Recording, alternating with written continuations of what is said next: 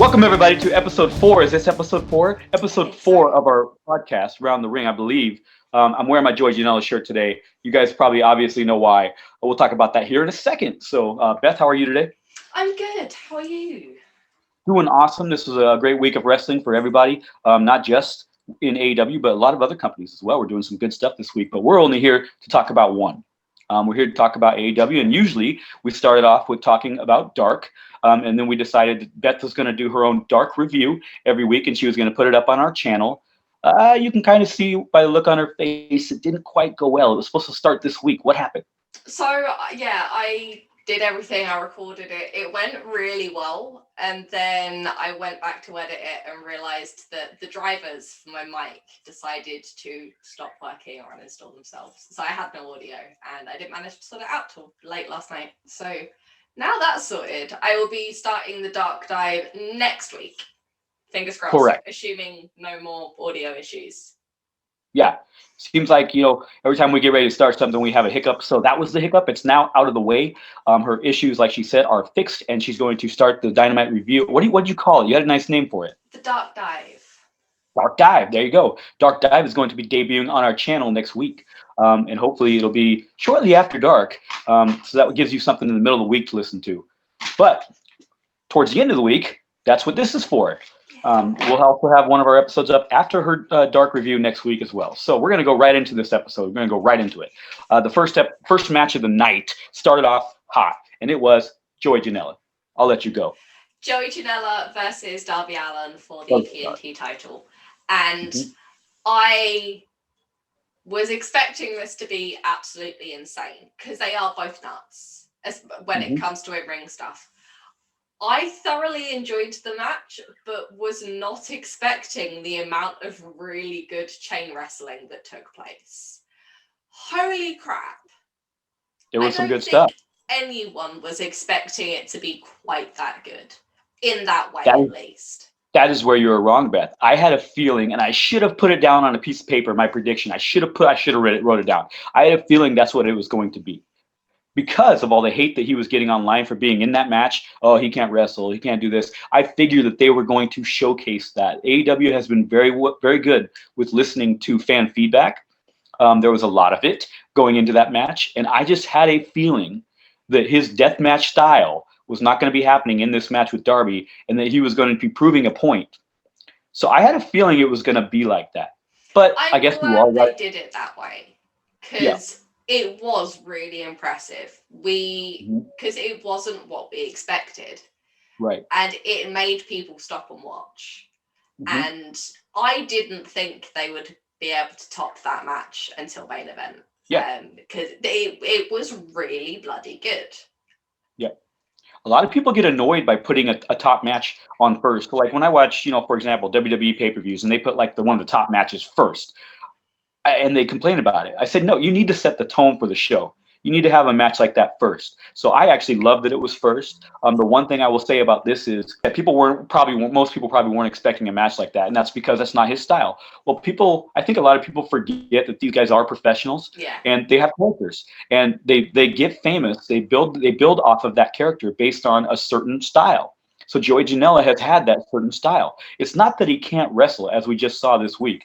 It's not that he can't do it. It's that he has built his name off of not doing it that way. Yeah. He's built his name off of being crazy.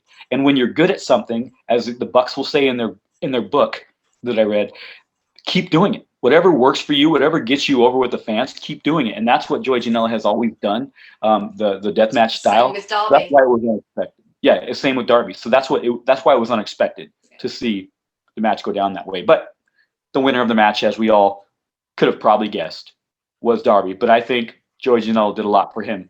He did, and he did walk out of that. He can walk out of that with head held high, because he did look absolutely fantastic. Bearing in mind we've seen so little of him over the last few months, that was a really nice drop back into the Dynamite picture, and the start of what I'm hoping is going to be a really, really big push for Janela, because as he proved Wednesday night, he's good enough to deserve it. Yeah. So I think we need to see more of him. It's been over a year. It's time to give him that kick. Definitely. He was one of the first signees too, so I really want to see him going forward. That was as good as a match as I can get to start the show. So What happened after the match? Then we got a really, really awesome Mox promo setting up his IWGP US title match with Kenta on the 26th of February. And he called Kenta a dork. He said Kenta looks like a dork with a briefcase, which I think is absolutely fantastic. I love it. And is only something Mox can get away with saying in 2021.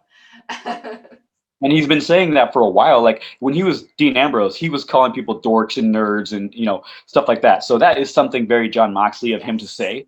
But you said a very awesome Mox promo, and I'm thinking in my head, okay, tell me a promo of his. It's not. Yeah, I'll wait. I haven't seen a Mox promo. I don't think I've ever seen a Mox promo that I didn't thoroughly enjoy. Whether he was Mox, whether he was Dean Ambrose, they've always been really good. As much as they got very strange in WWE, with the very little he was given to work with, he always kind of tried to make what he got work. Yeah, definitely. So, I mean, I'm looking forward to that. I know I have been watching New Japan Strong for quite a while, and Kenta's on there every week, and he does kind of look like a dork with that briefcase. So he's been having it every week. He's after a while, adorable. Yeah, but after a while, I started creating the hashtag MoxFears Kenta because he has this dorky briefcase for so long now. Like, when are they going to have the match? Well, now we have a date, and now I'm excited for it. 26th of February. Yep, and that is on a Friday. So that will be on NJPW Strong, I believe. So that's the day that it airs. So after that, we had Sammy and your boy MJF. My boy MJF. Yeah, it's a joke.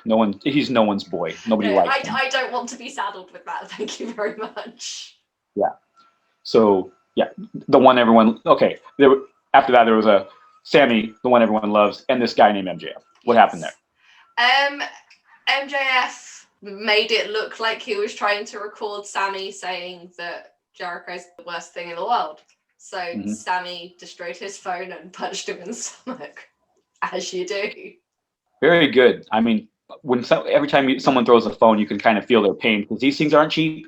No, these little bricks. I've done it many times. Yeah. So, I mean, that was great. When I see that was awesome. Especially, it couldn't have happened to a better person. It couldn't have happened to anyone better than him. That phone really did cost him a small fortune. Yeah. So, we'll talk about them, too, later on in the show because there's more that happens with those guys. After the break, I think you said we had Peter Avalon versus Cesar Bononi versus Lee Johnson and Cody Rhodes. Say that name again. Say the one name again. Lee Johnson. Yeah, say it one more time. Lee Johnson. Everybody, put it in your memory bank right now. Remember this name. Yeah, and I know you were very excited to talk about him, so I will let you talk first. But I just wanted to get his name into people's heads. Lee Johnson. Go ahead. Lee Johnson first graced our TVs back in April. And since then has been on a 26 match losing streak. That's it? Just 26. Just 26. He's been on Dark a heck of a lot over the last 8 months, I think. Yeah. And has been getting better and better and better and better and better.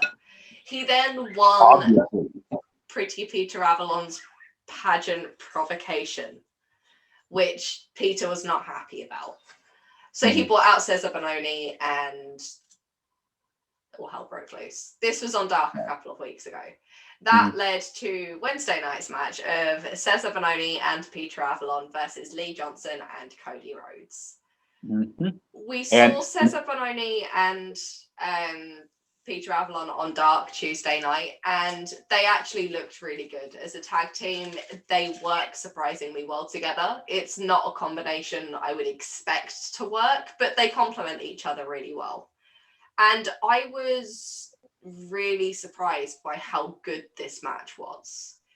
And I think a lot of us were too, because a lot of us, like you had to remind me that he's actually been on Dynamite before, and he fought Cody in the open challenge. I'm pretty sure it was the open challenge with Cody, which is how he got onto or with AEW.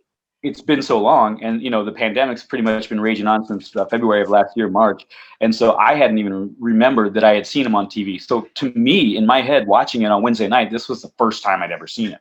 So to see some guy that good, to what I thought at the time was my first time seeing him, like, whew, you can't get better than that. You cannot have a better debut than that. And that match was not about Peter Avalon. It wasn't about Cesar Bononi. It was not about Cody Rhodes, the biggest name in the match. That match was a showcase for Lee Johnson, and he's finally got his first AEW win, and holy hell did he deserve it. He looked absolutely amazing. Yep. So I like the whole fact, pay your dues. Pay your dues in the wrestling industry. Some people like that, some people don't. But he paid his dues on Dark. He stuck it out. He worked with Cody Rhodes and the Nightmare Factory, and look what he did. And when I got on Twitter during and after this match, that's all I saw was that name. So again, Lee Johnson, remember the name. He's going to be around for a while. That's his first win. He's not going away. He's not going away now. And he is officially All Elite now.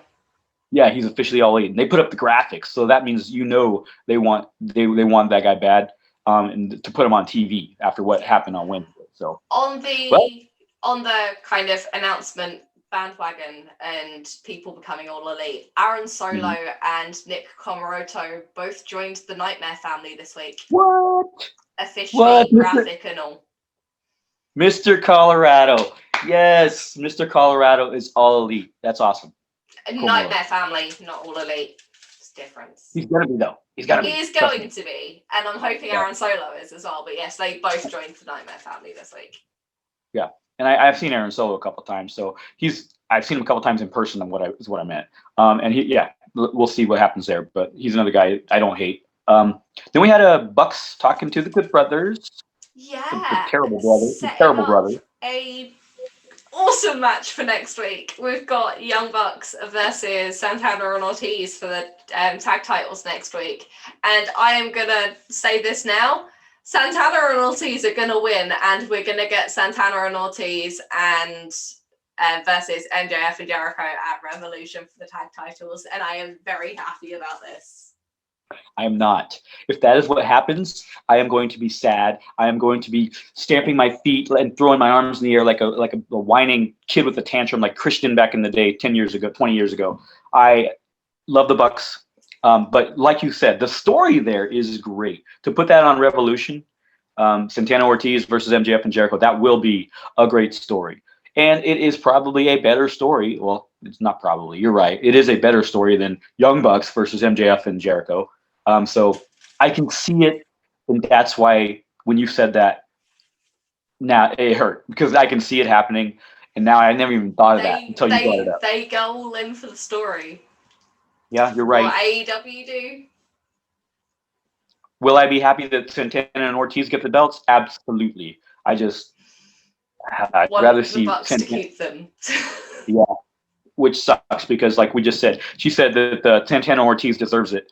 And then I said, well, everybody in that division deserves it. It's the best in the world tag division. And she agreed with me there. So, I mean, everyone in that tag division is fire. Almost every team, except for Peter Avalon and Cesar Bononi. That's not a great team, but the rest of them. They work really well together. For a new tag team that have been together all of 2 weeks, they work really well together. Yeah. Something is starting to work together. It's a little guy by the name of Hangman Page and Big Money Matt. Starting to work good together.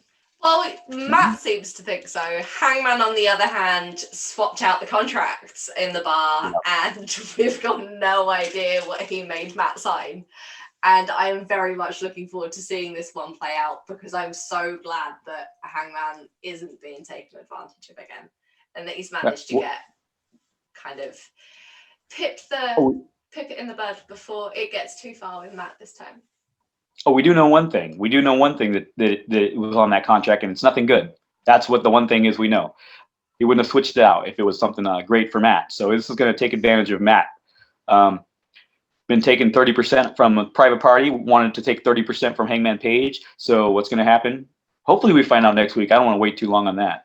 But so yeah, this was the first of 2 segments we got with Hangman. I kind of skipped to the second one there, but this one, Hangman bumps into Matt with Dasha backstage, and Matt's like, "Hey, I've hired the bar out for the night. Let's go celebrate our win last week." And Hangman says yes, and then bumps into Dark Order on the way, who don't look very happy. They're still upset. No.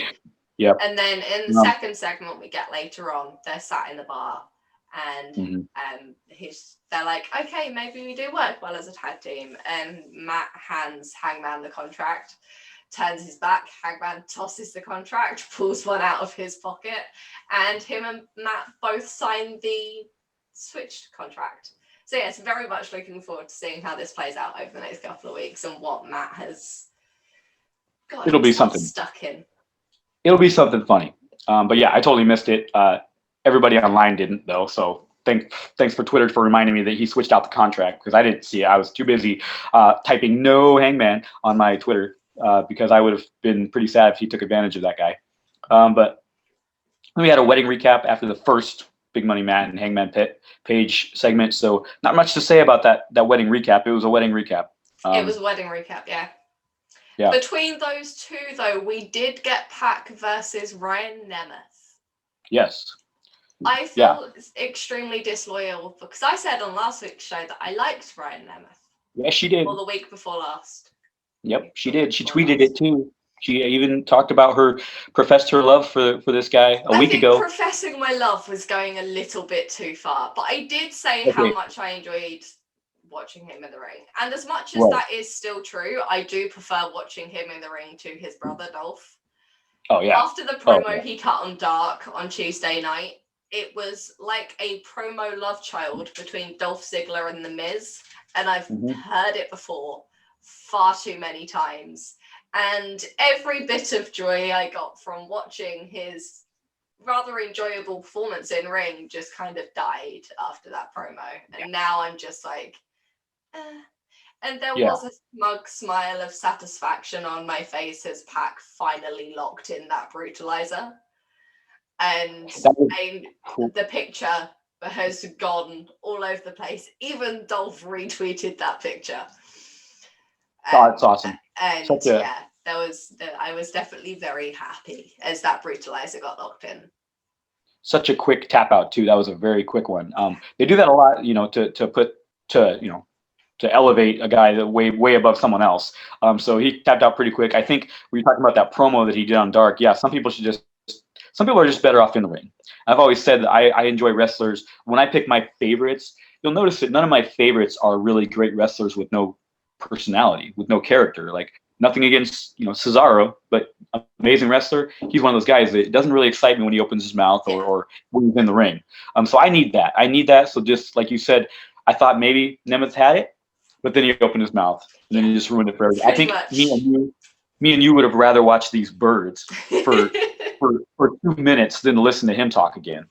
So then we had a tag team match with my boys, the Acclaimed, another really good rap. I think they were really good rappers, but they were going up against a match that they were destined to lose, and it was MJF and Jericho. So what happened there? So before the match, we got a little pre-match interview with Dasha backstage. MJF tells Jericho what Sammy did, and then they go out for the match. MJF's all strapped up with some broken ribs. Having broken ribs? No, he didn't have broken ribs. No. But they go out. They have it was an alright match. The Acclaimed looked really good, and MJF and Jericho obviously won. Mm-hmm. And at least I keep seeing. Sorry, carry on. I was just gonna say, at least I keep seeing them on Dark. On Dynamite. If they lose every time they're on Dynamite, I don't care. As long as I get to see the Acclaimed and hear a rap, then I'm happy. In the UK, we have this phrase "craptastic." Mm-hmm. It's when something is so crap, it's absolutely brilliant. And that is the only way I can describe the Acclaimed's rap music, because they're not particularly good. Yes, they are. But they're absolutely brilliant, and I love it. Best rapper of all time, I think. So, yeah, put him up there with Jay-Z, put him up there with Tupac, Max Caster, number one. Anyway. I'm not a After huge rap fan, but even I know that's pushing it. But yes, Come on. as you're about to say, it was all about the post-match in-ring Yes. stuff, Mhm. where Sammy finally comes out late to the party, and this is pointed out, and Jericho asks Sammy what's going on, and Sammy quits the Inner Circle. He says, "I told you, the 9th of December, that the next piece of bullshit, I'm done. Mhm. So I'm done. I quit." Mhm. And then he just walked away. Yep. Cuts to ad break, come back, and Alex Marvez is catching up with him in the car park. Go And he figure. turns around and says, "I just need some time away from this place to sort my head out," and then walks Mhm. out. Yep. And I don't see any situation where he takes time away, because I'm guessing that time he comes back is going to be Revolution. It's about a month away. But I Give him don't a see couple any of weeks situation. off. Yeah, I don't see a situation where he comes back and he's still with them. You know what I mean? Like, he's still with them. Something's going to happen there. They've been very good with all their long-term storytelling. This has been just that. They've been doing this for So months. when Sammy came out to meet them in the ring, he came out through the heels tunnel. When he Mhm. left, walking away, he left through the face tunnel. Mhm. This face Wait, turn for Sammy is going to be one of the best things we see on TV this year. okay, wait a second. He There's a such came to thing. meet them. Yeah, so on There's a such Dynamite, thing as a face and if you watch Dynamite, all the faces come through the right-hand tunnel. All the tunnel on the right of the screen. no And all way. the heels come through the left. This has always been happening. Yes. They've never done it the opposite way. Nope. That was the big thing with Kenny. Kenny started when the cleaner thing started. He was still coming through the right-hand tunnel. Then he finally got Don and then started coming through the left-hand tunnel. How have I never heard this before? This is a revelation for me. Wow. Okay then. Didn't notice that. So that's a good catch. Hey, if anybody else is like me and had no clue, that's some good material for our podcast this week right there. Tell you what, I am going to post this little clip online because I had no clue, and I've been watching Dynamite for, well, they've been going on a year and a half now, and I never Coming knew up that. for, yeah. Never even noticed that. But But now yeah, that I think about it, you're right. face Well, hold turns, on. just have a look, see which tunnels people come out of. But yes, Now you're right. this face turn is going to be absolutely fantastic, and I can't wait to see it. He's been Yeah, cutting promo after promo on Dark recently. He's been absolutely tearing it up on Dark. Yeah, and the fans. it's been great. He is a likable guy. He's got his vlog, which I still haven't had the time to watch. But I mean, his vlog's very popular. You can see he's a very friendly guy. He's a very really happy enjoy guy. it. It's Yeah. Sammy's version of being the Elite. Mm-hmm. Yeah, so he's going to be It's him, Fuego del Sol, Marco Stunt, Kip Sabian, rather than the Elite lot. Yeah, so he's going to be a very big monster babyface in the future. So speaking of a guy who's been, want the panda hat back. yeah, I love the hat. I love the shirt with the panda hat on it. He actually responded to me. He responded to me on being the Elite when they used to do. So I'm on an episode. One of my tweets is on an episode of Being the Elite because I used to ask the wrestler questions, and he was the question of the week, and he chose my question, and I asked what the significance of the panda was, and so I forget what his answer was, but he's just always like them. I do miss that, and I do. I will go back and find it, but yeah, I missed the panda. He's gonna bring it back. You watch. I hope so. I really do hope so. Yeah. So speaking of monster baby faces. Some guy that's been a monster babyface most of his career, Sting. Sting had a segment. Did he, or did Team Taz have a segment that was booked for Sting? Right. Yeah, so that's usually what happens. Sting was once again interrupted by Team Taz. Just let the guy talk. I know. For God's sake, if you're going to book on the card, on the announced card, that Sting has an interview, for once, just give us an interview. Right. Don't get me wrong, I get that the whole Team Taz thing. This time Team Taz have kidnapped Darby, put him in a body bag, and were dragging him around the parking lot in a body bag. And But that was him. That was him in there because he's crazy. So that was him in there. He probably enjoyed that. Just let us have Sting, please. Right. Well, I liken this to WWE when they were throwing Lana through a table every week. Everyone just It's became. not quite that bad. Well, it was because they you got to expect it. You got to expect Lana going through a table every week. So now I expect Sting to get interrupted by Taz every single week. That's what I mean by. I'm just hoping this doesn't end up in Survivor Series with Lana being the final survivor because she was forced to stand on the steps for the whole match. Yeah. Hey. No. So yeah. Anyway, moving on to a much better segment. This guy, the Tiger Woods of AEW, Kenny Omega, hit a brilliant. You're saying this is a better segment than Taz dragging Darby around a parking lot in a body bag? Yes.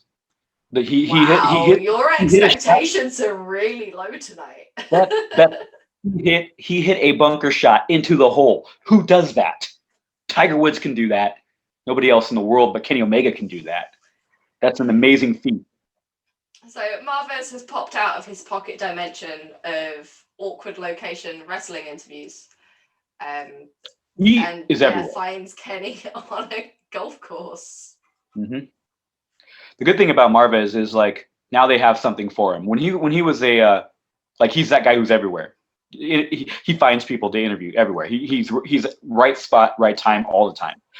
When they started out as commentator, I didn't think he did the greatest job. But now this little thing they have for him, I love it. So what did Kenny say? That he doesn't need to prepare for the match later because he's awesome. That just reminded me. You can edit this out. But I was going to say, that reminds me of our president. He was too busy golfing to actually prepare for shit either. So, anyway. Are you going to make me edit that out? Because I would rather not. Okay, leave it in there. All right, moving on. Speaking of little pockets, there was, in this next match, Thunder Rosa, there was a little girl that you could put in a pocket. Freaking Lady Taz. I love Layla Hirsch. I was so excited for this match because I was like, she's going to win it. She's going to win it. She's going to win it. She is on our show. She is Lady Taz. That is best name for her. We're going to stick with it. Yeah, and she will be the first female member of Team Taz, and she will become All Elite, and they will give her a contract because, my God, Layla Hirsch is so freaking cool. Yeah, as basketball legend LeVar Ball says, we are going to speak it into existence until it happens. So one day they'll just be scouring the internet and they'll see the Round the Ring podcast and they'll see Beth just begging for Layla Hirsch to be in the stable, and it's going to happen. They're going to be like, you know what? That's a great idea, Beth. And then I will just speak it into existence. It is going to happen. Unfortunately, Layla Hirsch didn't win this one. No. Thunder Rosa did, but it was really bloody good. Both ladies looked absolutely fantastic. And for the first match in the first round of the Eliminator tournament, if this is the standard they're setting for their matches, I am extremely excited because this is going to be fantastic. Yeah, last week you said that Thunder Rosa, and first off, wow, we got 2 Thunder Rosa matches back-to-back weeks. That's awesome. Let's do that more often. But you said last week that you could tell that she was a little bit above, Britt Baker was not quite on her level. However, I knew going into this that in a wrestling ring, Layla Hirsch was going to be on her level. And she showed it. She was. Yeah. She was on par with Thunder Rosa with in-ring wrestling. She was great. And anybody that's watched Stardom or seen her in the Indies knows how great she is. She's little too. Doesn't come across on screen very well, but she is 4'10", I believe. Like I said, you could put her in the pocket. Yeah. So she is. She can go with the best of them. I hope that they sign her. Like I said, I know I get annoyed by people who say sign this person, but the women's division, like Beth has said in the past, does need more signees. Sign Layla Hirsch. Make Thunder Rosa official. Make these people that would bolster the women's division, make them part of the company. Do you reckon company. if I tweet it's Tony Khan enough, he'll start listening to me? Yeah, that would be awesome. That would be perfect. But yes, please sign these 2, both of them. That's all I really have to say about that. Yeah, just give them both contracts like 6 months ago. Yeah, give him contracts yesterday. All right. Jungle Boy was on. Everybody's Yeah, favorite. we first had a full bracket rundown of the matches Right. for the Correct. Eliminator Go do tournament, that. Did which you I guys go believe down? I don't have them written down, but I believe you are planning on doing a bracket video, aren't you? I am. So I won't. So that's actually a good point. I do have it right here. But you're right. I will do a bracket preview before the show on Wednesday. I'll post it to this channel. I'll go through my predictions of the first round matches, because I don't want to. You know what I mean? I don't want to get to the second round and be doing predictions for two people that are already eliminated. So I'll just do it round by round as it happens. I look forward to it because I know But very little about the Japan side of. So do I. I mean, honestly, so do I. I did download though this weekend. I did become a Tokyo Joshi Pro member this last weekend. So I do now have content that I can watch with all those ladies that are in this one, because I had Stardom. I didn't have their company, but now I have that. So I'm a member and I can watch them whenever I want. So I will get probably a little bit more knowledge on them before I do that preview. So after that, like I said, everybody's favorite Jungle Boy. I say everybody's favorite because I don't know one guy that hates him or gal. So he had stuff to say. He's gonna kick freaking FTR's butt. Yeah. And he said what did he say? He said a curse. He's gonna make Dax his bitch. Bitch, yeah. So good to see some fire out of Jungle Boy. Not only is he a great wrestler and a smiley face, but man, he can have a tough side to him. I wish we got more mic work from him. I really do, because he's extremely eloquent. Mm-hmm. And everyone loves him, so everyone's going to listen when he's on the mic. Yeah. I mean, and he has one of the most over entrances in the wrestling world right now. Right now, best music in AEW. But I think I'd actually rather listen to him more than his brother Luchasaurus, who always talks about having a master's degree. Hey, he's got a master's degree in medieval history. That is really cool, okay? Yeah. I'm a history nerd. I am a history nerd. I love the fact that he has a master's degree in medieval history, and I love the fact he brings it up and he's a dinosaur. It's amazing. Talk about his degree in history as much as he likes. Thank you very much. We're just then fine. We're gonna start our podcast every week, and I'm gonna tell everybody and show everybody my master's degree. We'll do that. Let's see if I get it over. Let's see if I get this over as Luchasaurus. Yes, but is your master's degree in medieval history? I'm not a dinosaur. That's the biggest thing. That's who cares what my degree is. He's a dinosaur, and I'm a human being. But anyway, moving on. This is the match that I came to talk. This is the match that I woke up to talk about this morning.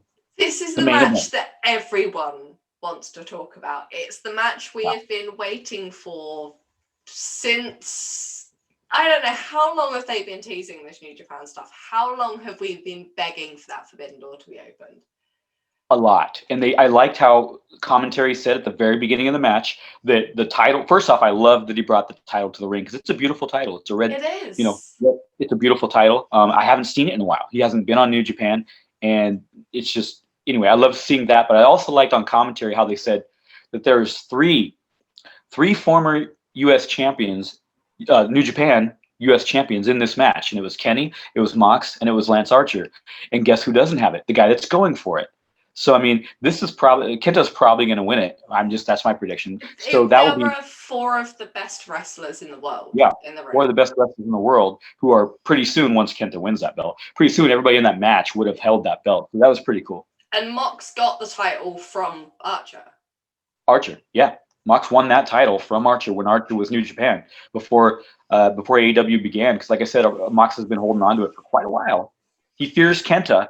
And he should after this match. Does he fear Kenta, or did a pandemic hit? Nope. That was all a master plan by Moxley. The whole COVID pandemic has been a ploy by Mox to not have to go up against Kenta. Incredible, right? Like, if you're that afraid, just give him the belt. I mean, you don't have to create a fake pandemic.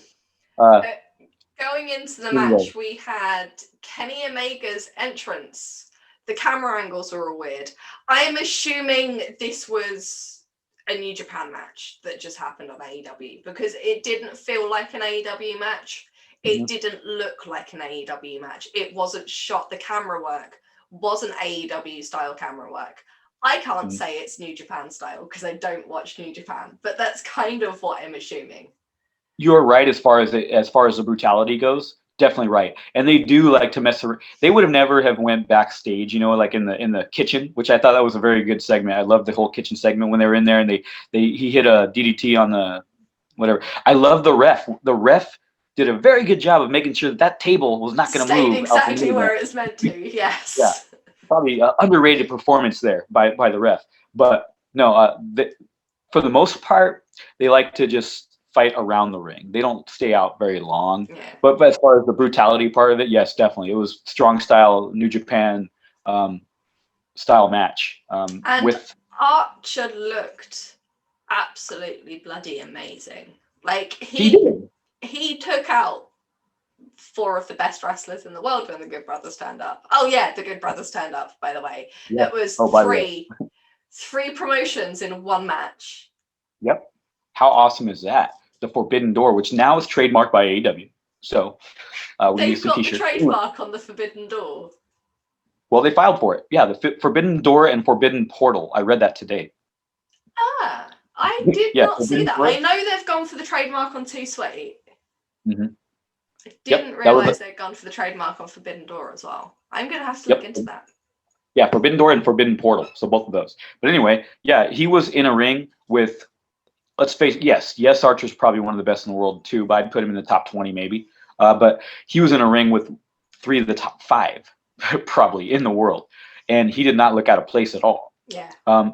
So not only top 5 wrestlers, but 3 of the most popular wrestlers in the world he was in the ring with. And he's popular in his own right, but he's not as popular as those guys. But he did not look out of place. He did not look like just the 4th guy in the match. He looked like he should have been. He looked like he deserved to be there. And it made complete sense for him to be there. And throughout all of this kind of him getting caught up with the Death Triangle and the Mox stuff and the Eddie Kingston stuff, this is the first time throughout this whole kind of series of storylines, I guess you could say, that it's actually made sense for him to be there. Yeah.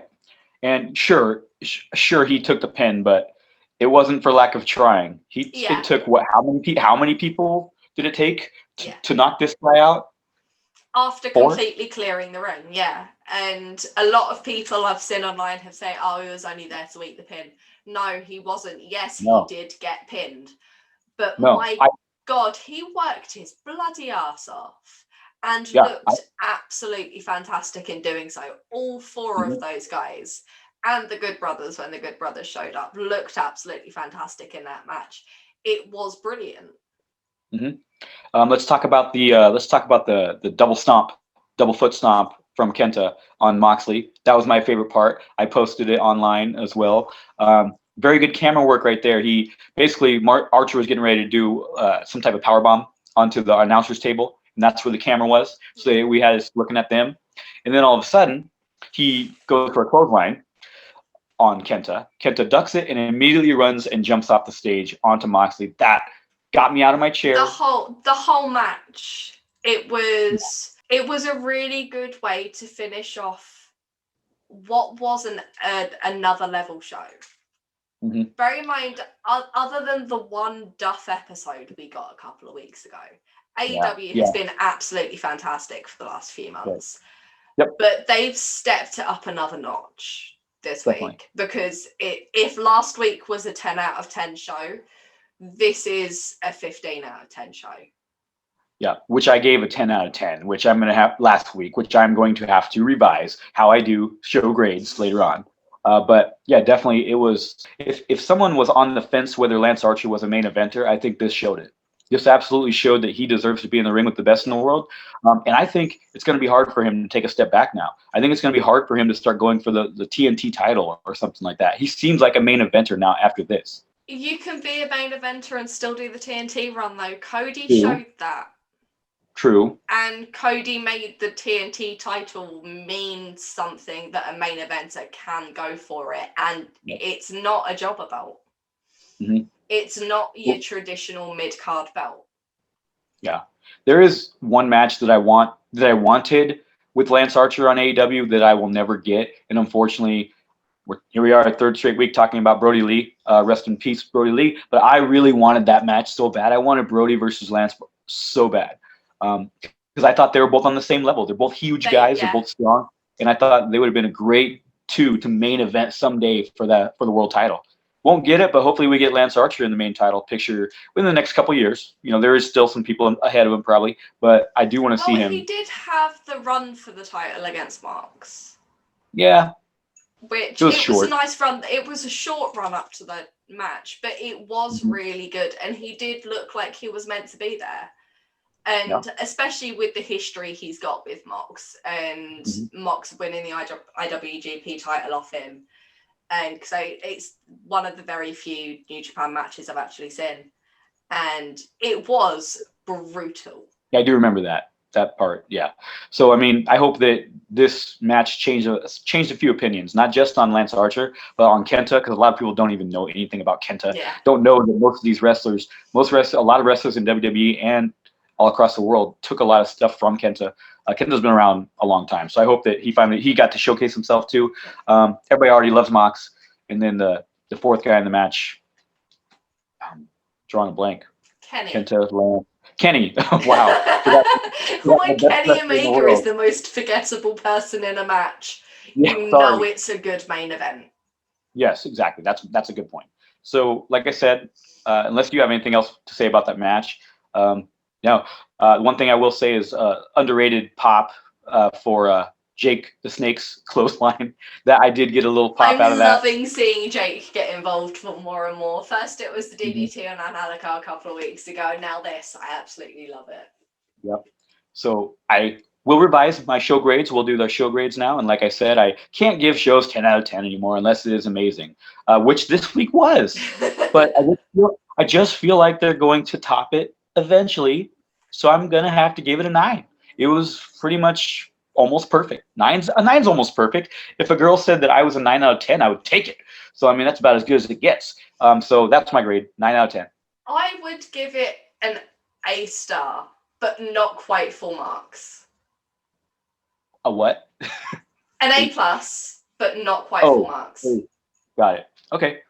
So, yeah, it was really good, but there's room for improvement. Always room for improvement. So last week, I went first for Wrestler of the Week. There were so many candidates this week. I am very excited, and I've been wanting to talk to Beth about Wrestler of the Week for the past 2 days. So you sent me a message on Wednesday saying that you knew who my Wrestler of the Week was going to be and that you had written it down on a bit of paper. I didn't write it down yet, but let me write it down. Okay, go ahead. No, you've got to write it down first and then hold it up.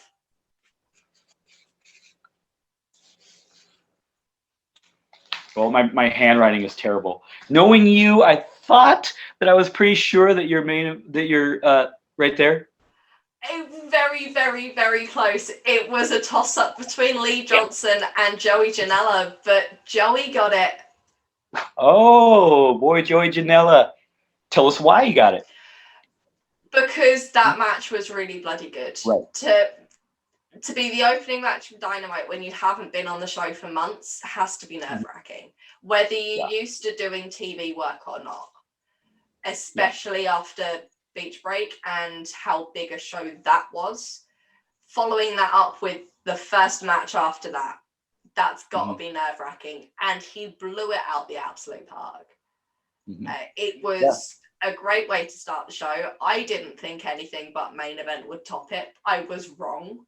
But that was an extremely strong start to the show, and he deserves it. Yeah, it's a good point about, it's got to be nerve-wracking to be on TV in a title match, and you haven't been on TV for months. But like you said also, that I feel you got to fire back on a lot of critics who think that he can't wrestle. These guys can. These guys are pros. They all went to school for it. They build a persona, and they get famous off it. They get over off it, so they got to stick with that. Doesn't mean they can't wrestle. But well, you kind of took my thunder a little bit because I had a little hint here the whole time. But it's not Joey Janela. I kind of like you. I had some candidates as well, and I think we had mostly the same candidates. I had Joey Janela. I had Lee Johnson in my top 4 as well. And then I had Layla Hirsch in my top 4. So that's 3 of the 4. Layla Hirsch was also up there for me. Yeah. So we had the same people, but I have left a hint. I've left some birds here all show. And at one point, there was a hawk, such as the murder hawk, Lance Archer. I believe, like I said, there's really not much more we can already say that we haven't said. He elevated himself to a level that is just insane. It took 4 guys to put him down. Some comment, I forget who, I was going to tag the Twitter user that told me this, but some Twitter user wrote down, he looked like a monster of a man, a beast of a man.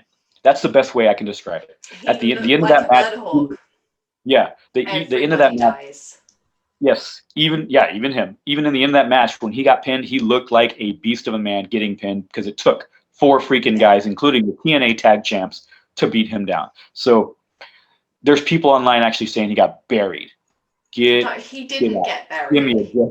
Exactly. The people that don't watch the show. So that's all I got to say is that's my pick of the week, and it was a tough one this week. I had 4, and but at my brain just kept going to Lance Archer. Yeah. So that's it. Very good show. Like I said, we got some stuff coming for you this week. Hopefully, please, no more audio issues. Fingers crossed. Like I said, and I mean, Beth might have to get that very expensive microphone that she wants if we do have that again. But hopefully, we got some good stuff coming. She's got her, what's it called again? Very good name. Dark Dive coming this week, and I will put up a quick 2-minute video, maybe just previewing the women's first round. And we'll go from there. So I hope you guys have a great, wonderful weekend, and hopefully we can get those videos up to you this time, so we have more content. Beth, do you have anything to say? No, that's all from me. Enjoy your weekend, everybody. Bye, everybody.